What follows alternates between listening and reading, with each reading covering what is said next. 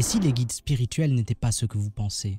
Et si c'était pas juste des anges comme ça perchés sur leur nuage en train de nous aider de façon charitable? Préparez-vous à découvrir une vérité qui va peut-être changer, transformer votre vision de cette image épinale qu'on a des guides spirituels.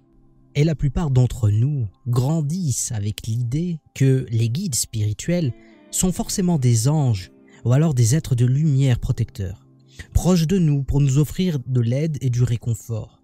Mais en réalité, peut-être qu'il faut avoir une perspective plus large. Et pour cela, je vais m'aider de 3 auteurs, notamment Yann Lipnik, mais aussi Deepak Chopra et Ted Andrews. Mais déjà, c'est quoi un guide spirituel ? Alors, le concept de guide spirituel qui existe depuis très longtemps en réalité et qui n'appartient pas au New Age, qui appartient à toutes les traditions spirituelles du monde, c'est qu'il existe des présences invisibles, donc non incarnées, donc des extra-physiques qui sont au-delà de la matière, qui sont dans l'invu, qui seraient là pour nous aider, nous guider. Traditionnellement, on pense à nos ancêtres et quelquefois un véritable culte y était présenté, notamment en Chine, pour pouvoir avoir des guidances. Il y a aussi des esprits protecteurs qui peuvent être des animaux, donc là on rentre directement dans le chamanisme, mais ça peut être aussi tout simplement des forces de la nature, des totems, des entités invisibles non spécifiques. Très souvent, ils sont là pour nous aider lors de moments clés de notre vie. Donc des entités spirituelles qui sont toujours présentes, mais qui prennent contact avec nous que lorsque nous sommes prêts. Il se peut aussi que nous vivions des cycles comme ça, plusieurs années, où on a l'impression d'être complètement déconnecté et on a très souvent cette impression-là. Mais pour vous dire à quel point les guides spirituels sont très proches de nous, on pourrait citer par exemple la loi de la puissance intérieure de Deepak Chopra, qui dit que la source de tout être est la conscience pure, laquelle nous connecte à une puissance créatrice infinie. L'idée, c'est que nos guides spirituels font partie de ce champ de conscience pur. Et c'est ça qui nous relie à eux et qui nous relie à l'univers. Donc tout l'enjeu des pratiques spirituelles concrètes, comme la sortie hors du corps ou d'autres, c'est pas la panacée la sortie hors du corps, bien sûr, c'est de se reconnecter à ça, au fait que nous sommes la conscience de la conscience. Et que du coup, vu qu'on est tous conscience, alors nous sommes tous connectés. Mais attention, contrairement à ce qu'on pourrait imaginer, les guides ne communiquent pas toujours par des visions ou des messages qui sont clairs. Dans de nombreux cas, ils nous envoient des signes subtils, comme une intuition soudaine ou une synchronicité. Et le dénominateur commun de tout ça, c'est que les guides spirituels nous influencent ou plutôt nous guident de façon indirecte. Ils ne sont pas là à balancer un message de façon claire et précise. Ça, c'est le moins qu'on puisse le dire, même en tant que voyageur hors du corps. Il y a quelque chose qui nous vient de Chopra, encore une fois, c'est que chaque intention sincère qui, ancrée dans le calme et la connexion intérieure, attire naturellement les guides et les énergies qui sont nécessaires pour manifester nos désirs. Donc il faut inclure l'idée que le simple fait de cultiver des intentions claires et de méditer peut renforcer la présence des guides, même de manière subtile. Bien sûr, on peut rendre ça un peu plus concret. Par exemple, Yann Lipnik utilise le clair ressenti, qui est une perception subtile, justement une faculté psy qui utilise le toucher, poussé au maximum de sa sensibilité naturelle, pouvant ainsi presque toucher des entités ou des énergies.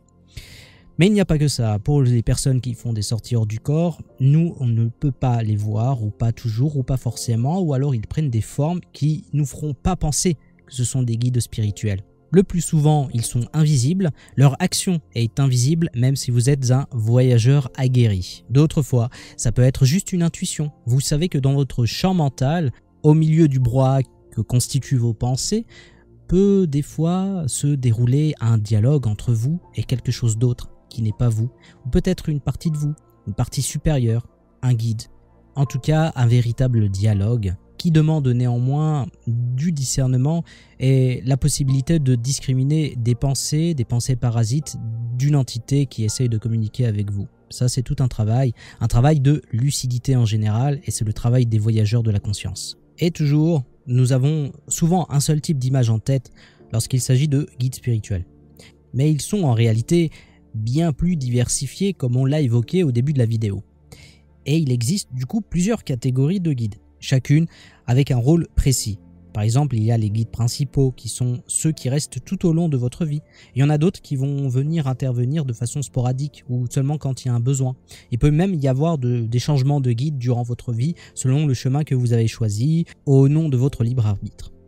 Dans la loi du karma de Deepak Chopra par exemple, il dit que chaque action entraîne une réponse énergétique dans l'univers. Bon, ça on est d'accord, mais ce qui explique pourquoi certains guides apparaissent dans nos vies pour nous aider à équilibrer ou à guérir certains aspects.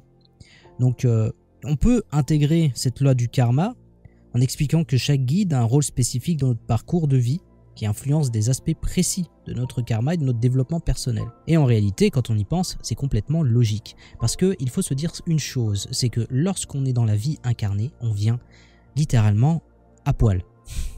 On est avec l'oubli qui se met en place, l'oubli qui est biologique.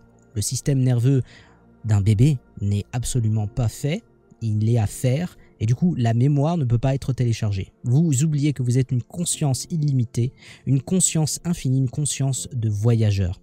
Vous oubliez tout ça, et à vous, en grandissant, de peut-être tout simplement vous souvenir, si c'est votre chemin, bien sûr il n'y a pas de règle absolue ou d'obligation. On est là pour vivre les vies que nous avons décidé de vivre dans un oubli qui fait que nous sommes des potentiels infinis, comme un peu nos consciences. Mais cela dit, on est à l'aveugle et il nous faut du coup des opérateurs qui puissent venir nous aider au cas où on est en train de dévier d'un chemin qu'on a décidé qu'on allait emprunter. Ou tout simplement, on décide justement en conscience qu'on dévie et on est aidé sur le chemin parce qu'il ne faut pas voir la vie de façon linéaire mais plutôt comme un arbre qui étend ses branches dans plein de directions et on peut choisir n'importe quelle direction. Du coup, Ted Andrews par exemple, il partage dans son ouvrage que l'accompagnement peut être réalisé par des guides spécialisés. Par exemple, un guide qui aurait comme spécialité l'art, la guérison, l'entrepreneuriat, je dis n'importe quoi, ou par exemple la famille, ou en tout cas tout autre domaine pertinent dans nos vies. Il peut y avoir aussi des guides totems, des esprits de la nature, et ça c'est plutôt le délire de l'hypnique, qui propose également des animaux, des plantes, des éléments comme le vent, la terre, qui peuvent jouer un rôle de guide. Des présences qui sont souvent ressenties comme une énergie spécifique et qui nous aident à nous reconnecter justement avec la nature. Donc au final, il n'est pas rare d'avoir jusqu'à 10 guides différents qui nous accompagnent selon nos besoins et bien sûr évolution. Mais alors, si vous souhaitez par exemple entrer en contact avec vos guides, il existe plusieurs techniques qui peuvent vous aider à affiner votre ressenti. Je vous renvoie bien sûr au développement de vos facultés psychiques, notamment de vos 5 sens psychiques, donc le clair ressenti, la clairvoyance, l'intuition ou la télépathie. Bien sûr, il faut savoir que ça ne sert à rien de développer ces facultés si on n'a pas un minimum de discernement spirituel, de raison, d'intelligence. Pourquoi? Parce que du coup, on peut se faire avoir par n'importe qui derrière, et même en sortir du corps, si on vient avec des croyances et qu'on ne cherche pas à avoir un esprit critique. Avoir l'esprit critique, l'analyse, le discernement, ce sont 3 outils qui sont formidables pour une évolution spirituelle. Je pense qu'on ne peut même pas vraiment évoluer spirituellement si on n'a pas ces outils-là, parce qu'il n'y a pas d'équilibre effectué avec le cerveau, l'hémisphère gauche, l'hémisphère droit, la créativité, l'intuition, et puis à côté la logique et la raison. Ces 2 éléments doivent travailler ensemble et c'est pareil pour tout travail spirituel. La spiritualité, c'est pas le flou artistique. Se connecter avec ses guides n'est pas réservé aux initiés. Voici comment tout le monde peut le faire, même sans expérience. Bien sûr, du coup, le mieux, c'est peut-être de créer un espace psychique pour permettre une communication. Alors vous allez me dire, mais comment on fait pour créer cet espace psychique? Il y a plein de méthodes, notamment l'hypnose régressive, ou en tout cas l'hypnose spirituelle. Et à savoir, mes amis, que dans la description, vous allez trouver un lien qui vous ramène sur ma page de ressources gratuites Voyageurs de la Conscience, mon site internet. Et là-bas, vous allez pouvoir télécharger une séance complète pour vous reconnecter et contacter votre guide spirituel. Donc c'est de l'hypnose spirituelle, c'est là pour ça, c'est gratuit, c'est pour vous. Échange, je vous demande bien sûr de vous inscrire à la newsletter, de valider votre profil sur Podia. Comme ça, vous aurez accès aux ressources gratuites à chaque fois de façon automatique avec un petit mail, des newsletters sur mes expériences, sur mes offres de lancement et mon activité en général. Les guides ne sont pas ce que vous pensez. Et en réalité, leur nature est très simple. Ce sont juste des consciences. Et il se peut très bien qu'entre 2 vies, vous-même, vous avez été déjà guide pour une vie incarnée sur Terre ou ailleurs, ou peut-être que vous deviendrez un guide, parce qu'on peut tous enseigner quelque chose. Tout le monde, pas une personne sur cette planète, n'a pas quelque chose, un enseignement pratique, un enseignement artistique ou intellectuel à partager. On peut tous être des guides et au final, on est tous amenés à être des guides pour les gens qu'on aime. Au final, on peut se dire, mais ça sert à quoi d'être en contact avec ces guides spirituels en fait? C'est vraiment quelque chose de complètement folklorique, hein, non?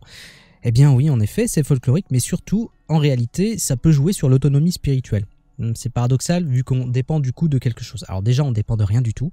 Ils sont là pour nous aider quand ils ont envie et quand il y a une demande de notre part, et surtout quand on est dans une période qui est assez difficile, ils sont toujours là. On se sent entouré, on se sent reconnecté à quelque chose.